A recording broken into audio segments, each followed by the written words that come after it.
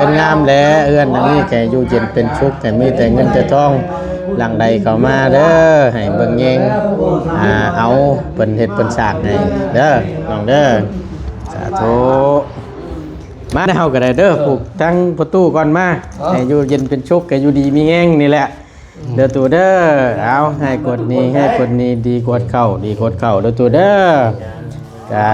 มืองามยามดีว่าซั่นซะเนาะขึ้นเงินใหม่ไต่เงินงามลูกหลานนี่แหละก็ให้เบิ่งแยงนี่แหละเนาะตัวเนาะตั้งประตูแก่สุขภาพร่างกายแข็งแรงให้อายุมั่นขวัญยืนอยู่ลำลูกลำหลานเป็นโดนเด้ออยู่ดีมีแรงตัวเอ้ยโดยสมพรป่ะมาตัวมาสาธุอย่างได้บัดนี่เดี๋ยวยิงได้เลยครับมาพูดลูกหลานนี่แหละเนาะได้ด้วยลูกหลานในผู้มีแห้งก็เจ็บจะได้ความไข่ยามีเลยผู้มาเห็นเรื่องเห็นชาติในบุญทวีแล้วก็ใช้ผ้าให้ลูกให้หลานอยู่ดีไม่แห้งให้มีสุขภาพเข้มแข็ง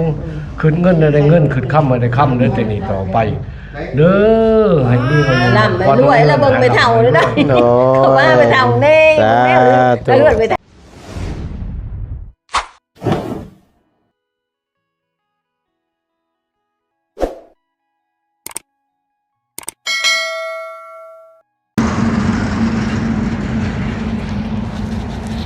คือสิแล้วเพิ่นแล้วบาดนี่เนาะน่ะเห็นแต่ผู้ใหญ่เหย้า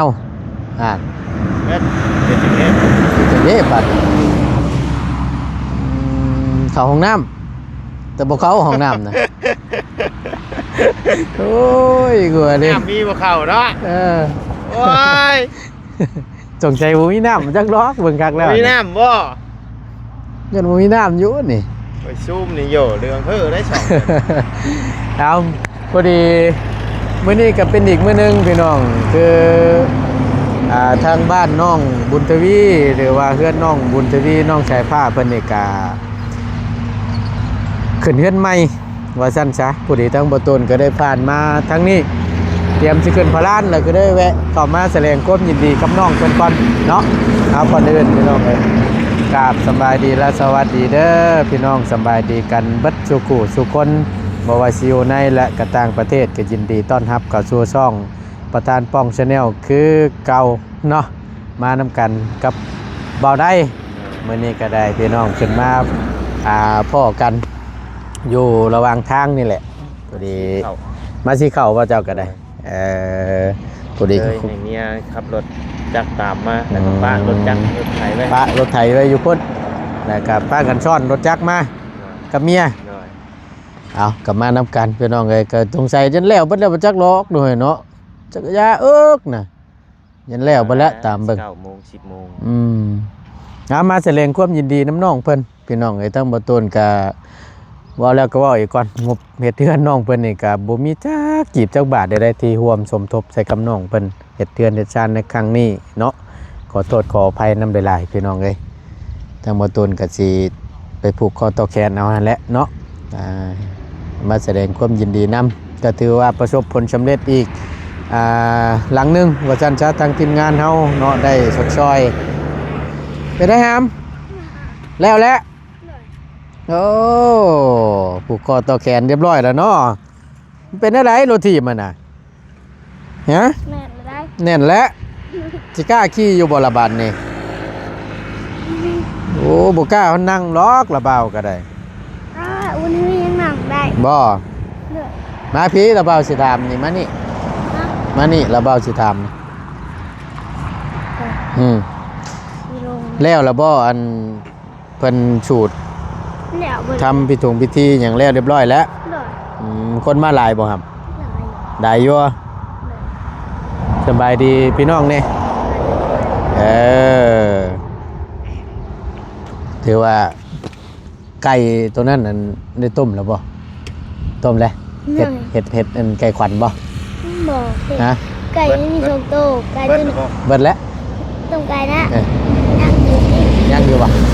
มียังสู่ทางแขกคนเพิ่นมาร่วมยินดีขึ้นเอื้อนใหม่นำสู่เพิ่นกินพอสร้างบ่เป็นคนเฮ็ดให้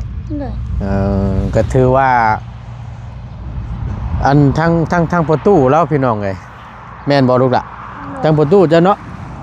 ว่าแล้วหามื้อนะพี่น้องหามื้อหาวันแล้วก็ เห็นมื้อนี้ว่าซั่นถ้าหากว่าบ่แม่นมื้อนี้แหละสิเลื่อนไปอีกแล้วมันสิล้นหั่นน่ะเพราะฉะนั้นแล้วก็ได้เอ้าขึ้นให้มันแล้วรอว่าเนาะไปซั่นมีแต่ว่าระบ่าวสิไปหากินต้มไก่นำได้บาดนี่เด้อยังเดืออยู่แล้ววะเดืออยู่เนาะโอเคไปบ่ได้ โดยสบายดีเด้อพี่น้องเด้อ สำบายดี เดี๋ยวเอาไปกินต้มไก่น้ำน้อง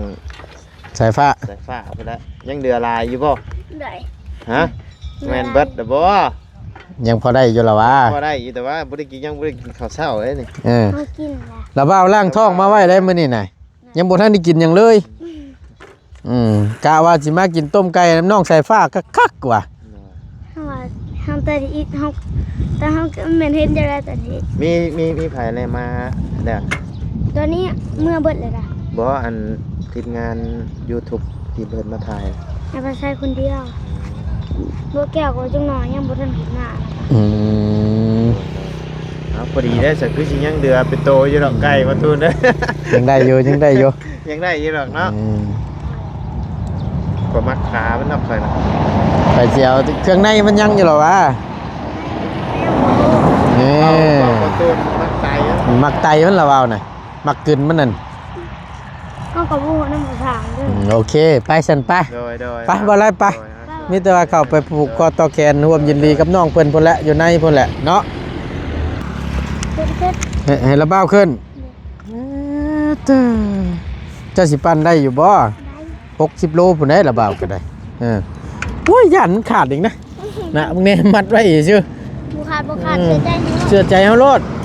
ยันยางมันอ่อนนะหำยางมันอ่อนไปบ่เป็นหยังไป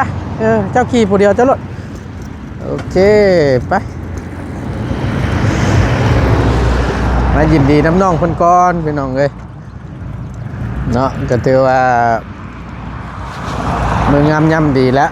ขึ้นเฮือนใหม่ไต่เฮือนงามนั่นเด้มีทางประตูเรามานำแน่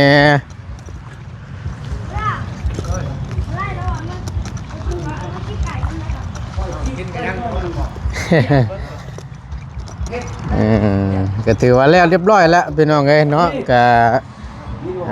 เรียบง่ายว่าสั้นซะนี่สบายดีเด้อตัวเด้อสบายดีนี่ก็เป็น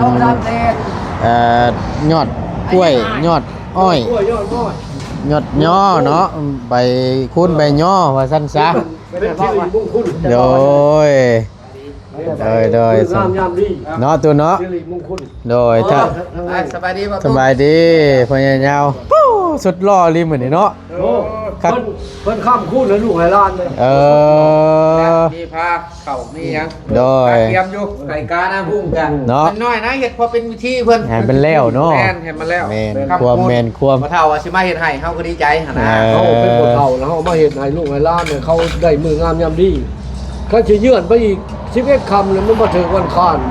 มันบ่งาม บ่งาม นี่ก็เป็นมื้อนี้เนาะ มื้อนี้งาม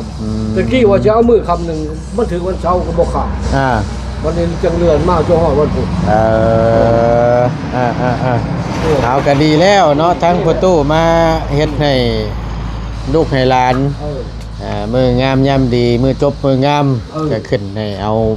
พอเป็นพิธีมันเนาะให้มันแล้วมันทั่วก็บ่ได้ว่าจัดใหญ่จัดเตดอกพี่น้องเอ้ยก็เฮ็ดให้มันแล้วพิธีให้มันเรียบร้อยนี่แหละก็ มันเรียบร้อยบุญ โดย แต่ว่าเขาก็อาศัยลูกใช้หล้าน โดย เขาใหญ่กล้าหน้าบ้านไปเบิ่หน้า เนาะ ใหญ่เขาเป็นคนหูผู้ดี โดย เป็นคนจบคนงาม ฟังเด้อ คนฉลาดเฉลียว ประตูจะบอกเด้อฟังเด้อ แล้วเขาจะ5 มื้อ5 ยามมานี่ให้หล้าน โดย นั่นแหละเฮ็ดจะจบเลยครับโทรหาเบาลี่เพิ่นยังข้าววี่อ่ะ แม่น แต่มาก่อน ยังบ่ทันได้ขึ้นมาทางบ่ดีกันผู้ดีเขาขึ้นมาก่อน ดีใจนำได้ลูกเอ้ย โดย เพราะว่าแจ้งให้กันรู้แล้วพอก็ดีใจ โดยก็ได้บอกกันอยู่ สบายดีแม่สบายดีเด้อ แม่ก็ไปยืนหนุ่มไปได้ บ่ค่อยไปเด้อเป็นหยังกันนั่น ก็ฝากโปรแกรมนึงมา ก็ได้หักแพงยังนะฮะ ยังบ่เอามาให้ลูก โดยมา แกนพว เดี๋ยวเฮาผูกให้บักหลาน้อยเพิ่นก่อนก็ได้มา ผูกแล้วผูกแล้วมาผูกให้ FC ซอยเรือผูก โอ้ โดยเนาะ ผูกซอยกันต่อซอยกันต่อผูก เอาขออนุญาตเด้อเข้ามาเบิ่งทางในก่อนจักหน่อยหนึงว่าซั่นซะเนาะเป็นอะไรเฮ้ยคือชึ่งแท้สบายดีล่ะเนาะเอาโดยเอามาสั่นบานนี่ก็ถือว่าเรียบง่ายว่าสั่นซะแล้วเรียบร้อยทั้งนั้นเนาะตัวเนาะพี่ขอพี่โอเคมาขออนุญาตสั่นบานนี้พี่น้องเลยทางตูเมว่าสิปลูกแขนให้ว่าสั่นเนาะตายดิมาว่าฉันว่าซี่ได้เดี๋ยวเฮาผูกแขนให้เพิ่นก่อนเด้อตัวเด้อมาพี่ครับมาพี่ลูกล่ะเดี๋ยวเราว่าสิผูกแขนให้มายินดีน้ำขึ้นเทือนใหม่แต่ขึ้นงามนี่แหละเนาะดีใจน้ำได้ลายแห้งน้ำจุดบ่ทันเนาะบ่เว้าแล้วมา เบิ่งมาสาผู้ โดยบ่เป็นหยังเนาะเอาตำลังเบิ้ลบ่ไก่อ่ะถ้ามาใกล้ได้ไก่ต้มตัวใหญ่แล้วข่อยก็ได้จะมาจะเตชิโน่อันเบิ่งให้เด้อเสียนให้เด้อมาสิผูกให้ลูกให้ผูกให้เฮาก่อนบ่ผูกเฮาก่อนก็ให้ได้เสียมาโอเคขายแล้วร้านผมมีเงินบ่เป็นหยังเฮาเด้อบ่เป็นหยังเด้อเงินคำกำแก้วบ่เป็นหยังหรอกเฮานั่นอันนี้คือแม่ตู้ไอ้นี่บ่อยู่ช่องคนยื้อกันก็นำบ่มีแล้วก็เมื่อนี่เมื่อบักกระทายเอามือเรียกกันโอ้ยโหบ่ตั้งแต่ร้านเอาไว้แต่ข้าวกับไข่ไก่เด้ข้าวหรือข้าวเอาบ่มีเงินกีบแล้วหายข้าวก็เอานี่แหละเป็นอะไรตาขึ้นเจ้าบุญหงเว้ยหนูได้สิมันพอกเรื่องอะไรไปลอกตาแล้วลอกเบิ่งนี่ยังเบิ่งนึงก็เดือนนึงเขามาลงเฮ็ดนี่ตรงเฮ็ดนี่เด้โดยลอกจักเทื่อละเทื่อนึงแล้วอันนึงเบื้องนี้เบื้องเดียวมันเป็นต้อเนาะแบบชีดตรงเป็นชีนโปงออกแล้วเคลือบเข่าน้ำมันตาลำเฮานะพี่น้องเนาะมาโดยตัวที่พูดให้ดีกว่าเขาเด้อลูกเอ้ยลูกหลานนี่ผู้มีแห้งก็เจ็บจะได้ความไข่ยามีเลยผู้มาเฮ็ดเรือนเฮ็ดชาติให้บุญทวีแล้วก็ใช้ผ้าให้ลูกให้หลานอยู่ดีมีแห้งให้มีสุขภาพเข้มแข็งขึ้นเงินได้เงินขึ้นค่ำได้ค่ำเด้อแต่นี้ต่อไปเด้อให้มีเงินร่ำไปด้วยแล้วเบิ่งไปเฒ่าเลยได้เขาว่าไปเฒ่าแน่แม่เลือดไปเฒ่าโดยเอามาบ่ได้มาเพิ่นมาแล้วเพิ่นผูกให้เฮาก่อนแล้วพี่น้องเอ้ยล็อกไว้กันล็อกไว้ใช่มันชื่อนั่นแหละควันก็อยู่ในโดย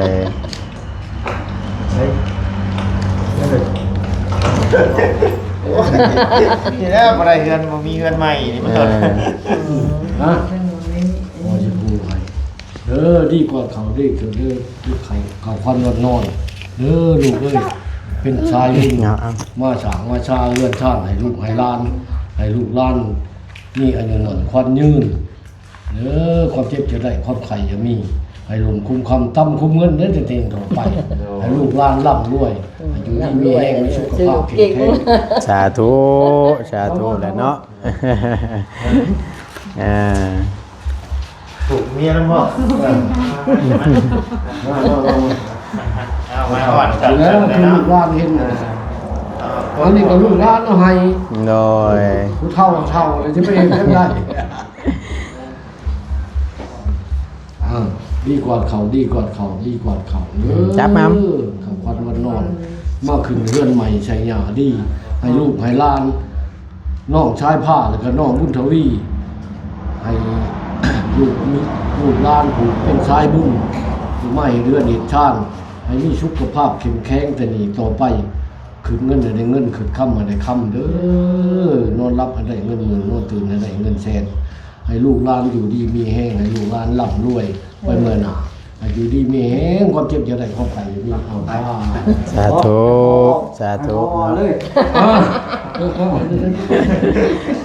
ให้เอามันเลยเอาคือกันนั่นแหละ มาผู้ลูกหลานนั่นแหละ เขาว่า เนี่ยก็มีกินแต่ยังรู้กินว่าข้าวเนี่ยแม่ก็รับกิน มันก็เบิดดอกมา สาธุ เขากินเหล้าว่าโอ้ ได้ความไข่มี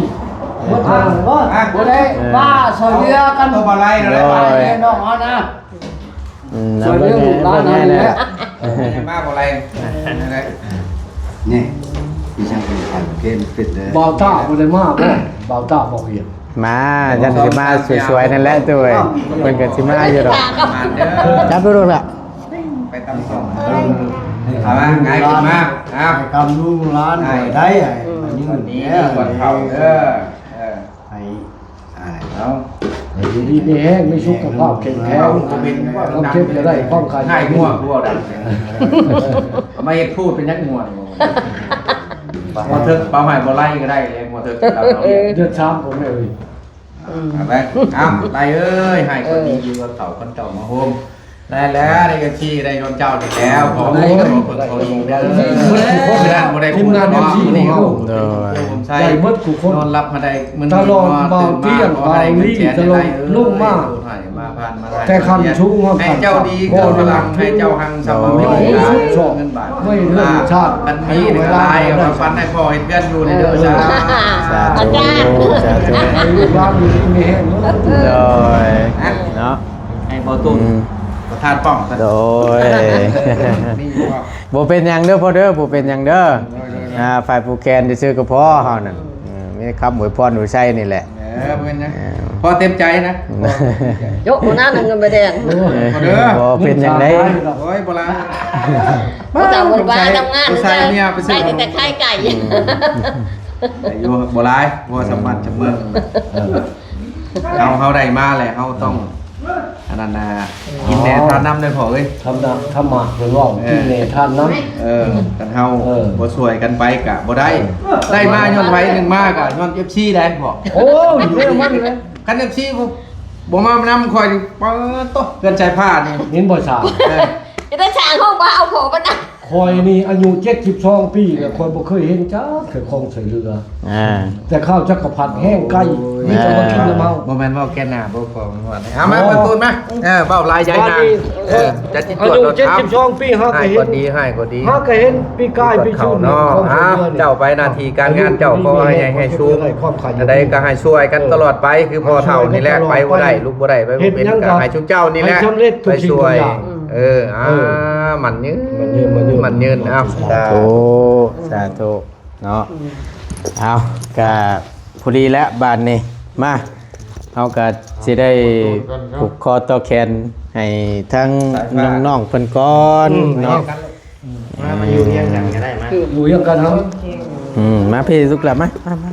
แข่งกันก็ได้มาเนาะ จะมาอยู่ที่ ยอมแล้วยอมแล้วเจาะดับเจาะก็บ่ได้บ่ โอ้ยเฮาบ่ได้ เอาไว้ก่อนจะพา เฮาบ่ได้กินเด้ตู้ขอบใจหลายๆเด้อ บ่ได้ อ๋อนั่นน่ะเป็นบ่กิน บ่ได้ว่านั้น ว่าเข้า ว่า ไม่ น้ำ ได้ ใจ ข้าวสอง ฉัน คันนิดหน่อยร้อยคืออยู่ เอามีแต่ว่าใส่ในหม่องเดียวเลยเนาะว่าฉันว่าซี่เด้อเอาซอยทางน้องเพิ่นก่อน ยังมาอย่างนี้แหละ ที่บ่ได้กาย เอามาหำมาเด้อมื้องามยามดีขึ้นเงินใหม่ไต่เงินงามเด้อก็ให้มีแต่สิ่งดีๆและเข้ามาในชีวิตเฮือนหลังนี้ก็ให้นอนอยู่เย็นเป็นสุขให้ค่ำให้คูนได้เด้อให้อยู่เย็นเป็นสุขให้อยู่ดีมีแฮงให้อัน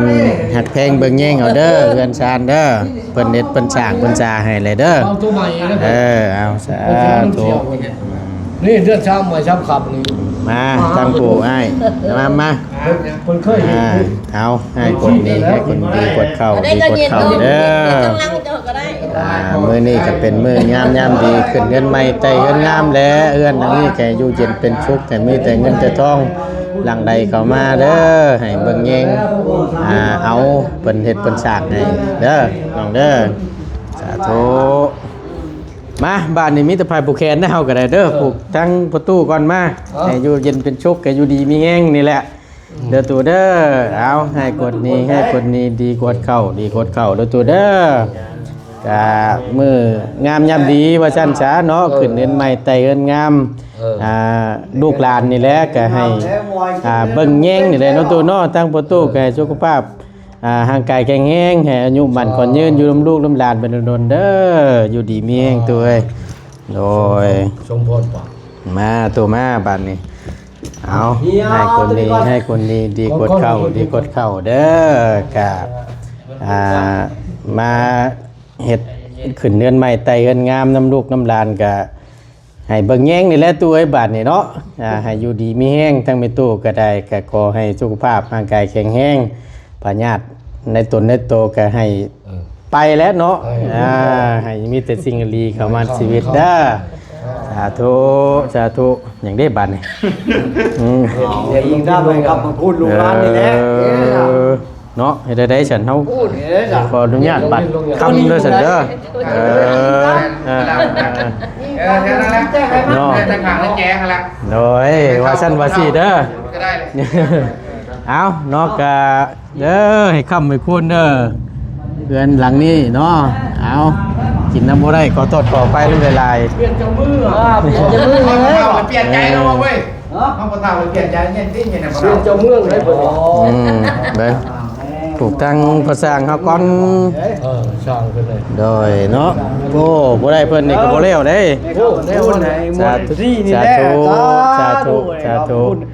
หมดที่มาเบิ่งอยู่โบราณก็ดีแหละป้าลุงเมืองนี่ก็เบิดเบิ่ง โอ้ยสาธุแหละ ก็ เนาะ เสร็จเอาสำได้แล้ว โดย ผูกกันไปก่อน ผูกมาเฮาสิผูกให้เจ้านี่แหละ แล้วผูกกับผู้เฒ่าเลยผูกกับผู้เฒ่า ลืมยังบ่ได้ผูกกลางแล้วบ่ มาพอสร้างมาโอเคเอานอกจากผูกคอต่อแขนตั้งคอแล้วก่อนเอาเด้อให้ได้กดนั้นว่าดีกดเข้าว่าซั่นซะนอกจากให้อยู่ดีมีแห้งแหล้วเนาะให้อันกะอยู่เย็นเป็นชุกระบาดในเนาะกะดีใจน้ำเนาะกับบ่ได้ทั้งพ่อแล้วนี่ก็โอ้ยบ่แล้วจักเทื่อแล้วนี่ก็ได้เนาะตัวเนาะก็พอได้ทั้งพ่อใหญ่ยาวเฮ็ด เก่า พี่ เห็น น้อง แต่ ไง เช้าบ้านนี้ก็ห้อย เรียบร้อยแล้วตัวเนาะเอาให้อยู่เย็นเป็นชุกอยู่ดีมีแห้งตัวเอ้ยโดยสาธุสาธุเนาะเอาก็เตือนให้ทางมอบให้ทางเบาได้ก่อนพี่น้องเนาะ ใช่กะ โอ้ยเด้อขออนุญาตเด้อถูกก่อนพี่น้องเว้ย เยอะบ่เยอะตอนไหนนี่ไก่กาโอ้ยดิ ทางน้องมาแต่เช้าคุณบ่ เดี๋ยวเอาผูกแขนโดย สบายดีเด้อน้องเด้อสบายดี เดียวแล้ว มาเจอว่าชูเจ้า ฮะ มาเจอว่า เจออยู่หักบ่ได้กินได้ดอก มาเลย เดือดใจอยู่เมื่อกี้นี่เดือดใจอยู่บัดผู้ชายผู้ว่าไปว่าซั่นบัดผู้ชายโบกเอา เข้ากับเจ้าดีกันอยู่หันแล้ว บ่ เสียเฮาก็เดินเติบ เสียอยู่บ่ บ่ได้เสียจะกีบ แน่คนช่อยัง ฮะ คนช่อยังอ่ะน่ะ ชอเบื้องนั่นเบื้องนี่นี่แหละเอกสารคุณเอาบอกไปถือมา ถ่ายมาว่ะแล้วก็เอาให้แม่เขาถ่ายมาแล้วไปโทรบอกแม่ถ่ายมาไปบอกแม่โทรบอกแม่ถ่ายมาเพิ่นก็แม่เขาถ่ายมาเขาก็ยืนโทรศัพท์ให้เพิ่นยึดโทรศัพท์เฮาอีกมัน เอ้า บ่ให้โทรศัพท์เฮาโดนเติบ สร้าง เขาถามเขาก็ว่า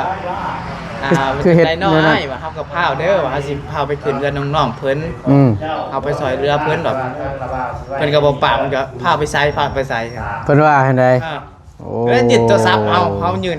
ให้เบิ่งกันนะ ให้เบิ่งเอกสารที่แม่เจ้าชายส่งมาให้นะ แม่หยุดไปโดนเติบเอ้าว่าทางนี้ก็หวายพุ่มๆอยู่เลยเนาะ แน่นั่นก็เป็นเนาะโอ้ย ว่ารถเอาก็ครบหมดทุกอย่างเอาพอจึงได้จังนี้ก็โอ้โหแล้วเนาะเอากับบ่ได้ว่าหยังดอก คือจังซี่พี่น้องไอ้ทั้ง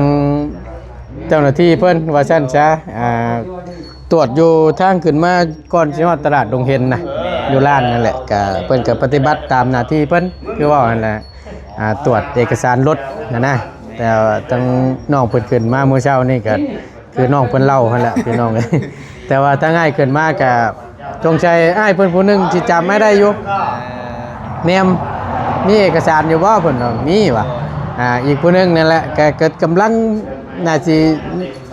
เข้าใหม่บ่หรือใดยังหนุ่มอยู่มา เฮาก็พูดนุ่มๆมาแหละเฮาก็ บ่ยังจักว่าดีบ่ดีสิเป็นรุ่นน้องอ้ายซ้ํบ่จ๊ะแล้วมาถามอ้ายก็ให้เบิ่งเพราะว่าเฮามันมีครบไปแล้วนะบ่ได้ยากกันนะก็สิว่านี่ เอาบ่ได้ถือมาก็สิว่านั้นจับโทรศัพท์ไปโหลดจับไปเลยบ่ได้เบิ่งจับดับโทรศัพท์ไว้ โอ้ยเนาะ อย่าเพิ่นล็อกมีแต่ได้ซั่นเนาะ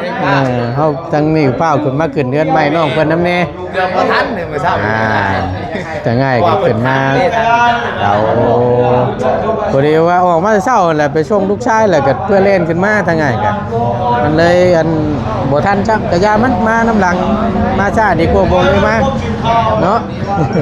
เพิ่นกาย 10:00 นแล้วบ่ได้มาฮอดพอดี 9:30 บ่เป็นหยังมีแต่เพิ่นเฮ็ดให้เพิ่นเฮ็ดไปโลด